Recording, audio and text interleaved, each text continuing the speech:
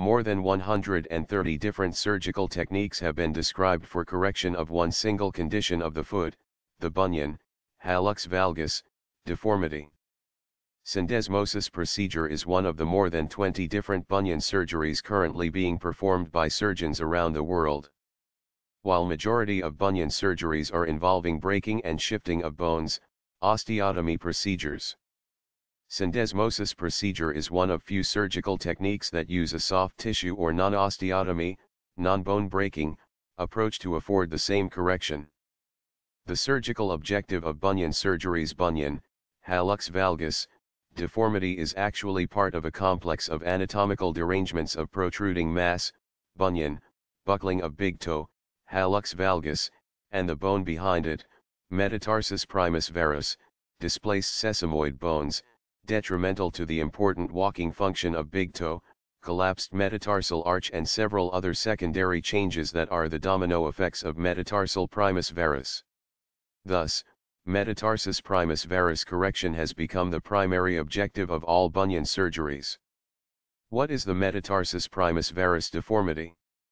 It is leaning of the first metatarsal bone away from the second metatarsal and towards the opposite foot, Fig. As it leans over, its head sticks out to form the bunion bump, and it also widens the forefoot to cause shoes feeling too tight. Thus, when bunion pain becomes unmanageable, surgical correction is to narrow the forefoot by repositioning of the first metatarsal head back to its normal position. This can be done by osteotomy, bone breaking, soft tissue, non-osteotomy, or fusion techniques. What causes ligaments to fail? Female hormone estrogen and genetic inheritance are the two primary factors behind the weak ligaments of bunion feet.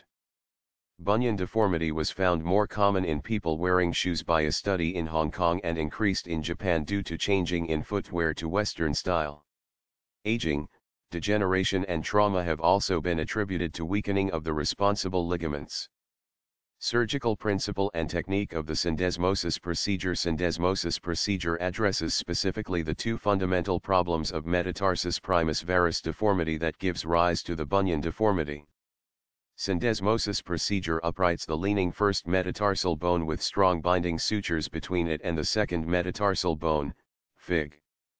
2, and then also stabilizes it uniquely by creating a fibrous connecting bridge between these two bones, Fig.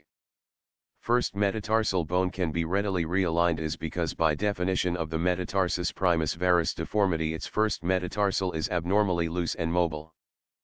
5. Stress fracture of the second metatarsal bone. Advantages of the syndesmosis procedure. Specific cautions after syndesmosis procedure. Possible complications of syndesmosis procedure. History of the syndesmosis procedure. The surgical technique of syndesmosis procedure originated from the osteodesis procedure that was first described by Bottery in 1961. It has since been studied and reported by Pagela in 1971, Irwin, Indiana 19998, and Wu in 2007. Syndesmosis itself is a normal anatomical structure for the purpose of connecting two parallel long bones side by side, such as the tibia and fibula bones. Both the bone binding sutures and syndesmosis connection concepts are unique and revolutionary in a world of bunion surgery overwhelmingly dominated by osteotomy, bone breaking, tradition.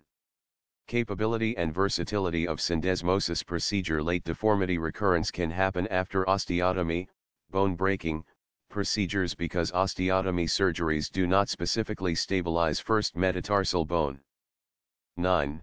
Metatarsus primus varus deformity and pain recurred 6 months after modified Lapidus procedure, and it could also be again corrected by the syndesmosis procedure.